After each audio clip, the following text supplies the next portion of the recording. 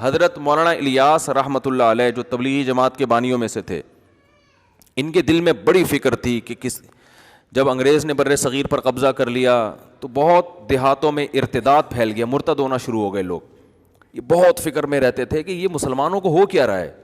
کلمہ لفظ کلمے کا لفظ پڑھنا نہیں جانتے تھے، یعنی اتنی جہالت پھیل رہی تھی. مدارس ختم کر دیے تھے انگریز نے، سارے تباہ و برباد کر دیا تھا مدرسوں کو. تو یہ بہت فکر، یہ راتوں کو اٹھ کے پریشان، نیند اڑ جاتی تھی ان کی کہ بھئی کیا کروں میں. تو بہت کبھی ان کا خیال آتا کہ میں بھی مدرسہ بناؤں. تو پھر یہ سوچتے کہ مدرسے میں تو محدود لوگ آتے ہیں نا، محدود بچے ہوتے ہیں، محدود لوگ ہوتے ہیں. یہ اتنی بڑی قوم جو اتنے لاکھوں لوگ ہیں ہندوستان کے، جس میں پاکستان اور بنگلہ دیش بھی تھا، ان کے ایمان کو کیسے بچایا جائے؟ نہ پیسے ہیں، نہ وسائل ہیں. حکومت برطانیہ کی ہے، وہ تو اسلام کو نہیں پسند کرتا تھا. تو اتنا درد تھا ان کے دل میں. ان کی سوانے میں لکھا ہے کہ راتوں کو نیندیں اڑ جایا کرتی تھی ان کی.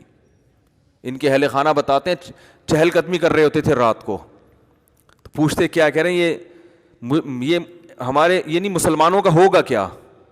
یہ تو سب اسلام سے دور ہو جائیں گے، اس کو کیسے روکا جائے؟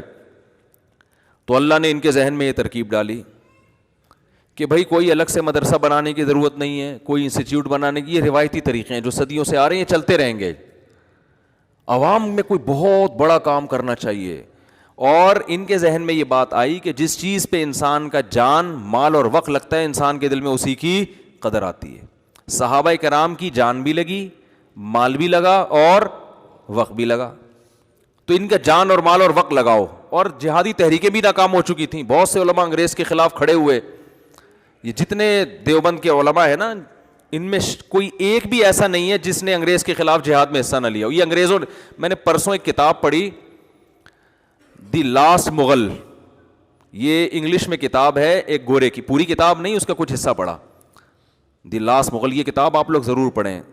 اس انگریز نے مغلوں کی تاریخ پر ایسی شاندار اور اوتھینٹک کتاب لکھی ہے کہ ہٹو بچوں کر دیا اس نے. کیونکہ اس نے جب کوئی واقعات بیان کیے نا مغل حکومت کے خاتمے کے، تو اس واقعات میں اس نے اس زمانے کے اخباروں کے ٹکڑے بھی پیش کیے ہیں، ان کی تصویریں لے کے. یعنی کتنی ایک مستند کتاب لکھی نا اس نے. اس کتاب میں ایک بات لکھی ہے، وہ میں نے اسکرین شاٹ بھی لیا ہوا ہے اس کا اپنے موبائل میں، کبھی موقع ملا تو آپ کو دکھاؤں گا انشاءاللہ. کہ انگریز جب بر صغیر میں آیا تو جو مسلمان حکمران تھے نا، جو مغل بادشاہوں کے جو شہزادے اور شعراء، یہ لوگ پوری رات مشاعرہ کرتے، اور جب فجر کی اذان ہوتی تو یہ سونے کے لیے جا رہے ہوتے تھے. رات بھر کیا چل رہا ہوتا تھا ان کا؟ یہ فیوچر کی پلاننگ ہو رہی تھی ان کی. رات بھر شعر و شاعری کے پروگرام چلتے، مرزا غالب بھی تشریف فرما ہوتے اس میں، ساری رات شاعری چلتی. اور حکمران صبح سونے کے لیے کہاں جا رہے ہوتے؟ پھر شہزادے اور یہ جتنے بڑے لوگ ہیں نا، یہ سب سونے کے لیے جا رہے ہوتے تھے. اور انگریز صبح 4 بجے اذان سے پہلے اٹھ کے ایکسرسائز کر رہا ہوتا تھا. نہیں آ رہی بات میرا خیال ہے. اب آپ مجھے بتاؤ، ایک قوم ساری رات شاعری سنتی ہو، یا پب جی کھیلتی ہو، یا ڈرامے دیکھتی ہو. اب ڈرامے آ گئے، پب جی آ گیا، اب شاعری ختم ہو گئی. شاعری میں تو پھر بھی فائدہ تھا، کم از کم اردو ادب میں تو مہارت ہوتی نا. پب جی میں تو وہ بھی فائدہ نہیں ہے، وہ بھی نہیں ہے. تو ایک قوم جو رات 4 5 6 بجے سو رہی ہو، اور دوسری قوم جو 4 بجے اٹھ کے ورزش کر رہی ہو، تو فیوچر کس کے ہاتھ میں آئے گا بتاؤ؟ جو رات بھر شاعری سن کے، ڈرامے دیکھ کے، فلمیں دیکھ کے، پب جی کھیل کے سونے والی قوم ہے، یا وہ جو صبح 4 بجے اٹھ کے اپنے دن کا آغاز شروع انگریز یہ کر رہا تھا. اور خدا کا قانون ہے، جو محنت کرتا ہے اللہ اسے عطا فرماتے ہیں. بغیر محنت کے نہیں ملتا. اگر بغیر محنت کے ملتا نا تو نبی صلی اللہ علیہ وسلم بدر میں تھوڑی آ کے لڑتے.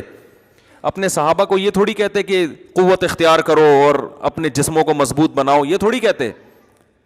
آج ہمارے ہاں دیندار لوگ چاہتے ہیں کہ ہم نیک بن کے سارا پروٹوکول حاصل کر لیں. تو صرف نیک بننا کافی نہیں ہے، بلکہ نیک بننے کا حصہ ہے.